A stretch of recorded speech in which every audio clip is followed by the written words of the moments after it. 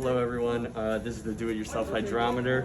So the first step that we did, we took a 1,000 milliliter beaker and we filled it up to the 800 milliliter mark. Then we took our Play-Doh as a mass at the end of a straw.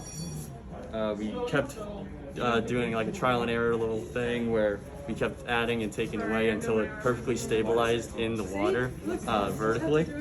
And then after it stabilized, we marked it right at the water line, and that's going to be our specific gravity of 1.0 for the water.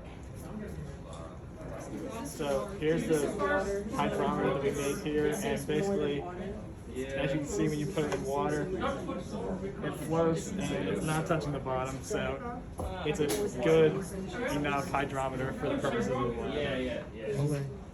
For the second part of the experiment, we placed our hydrometer that we used for the water into industrial oil to get the specific gravity of the oil. And we will use the specific gravity of the water and the specific gravity of the industrial oil to figure out the specific gravity of the vegetable oil. And then we'll compare those results with an actual hydrometer to see if our results are accurate.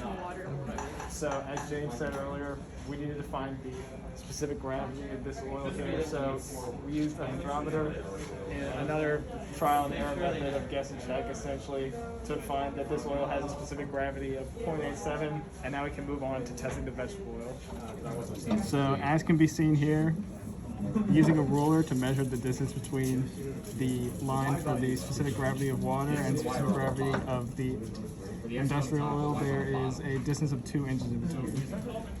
So the final step was to solve for the specific gravity of the unknown liquid or fluid, in this case vegetable oil.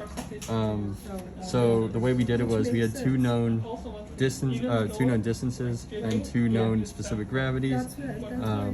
Here's the top and the bottom that were known. This was the water 1.0 and this was 0.875 industrial oil.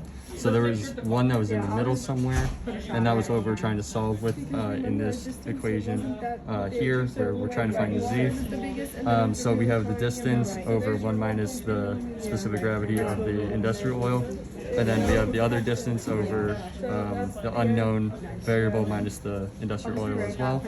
And when you solved it out, we came to find out that the vegetable oil was 0.935 in the specific gravity.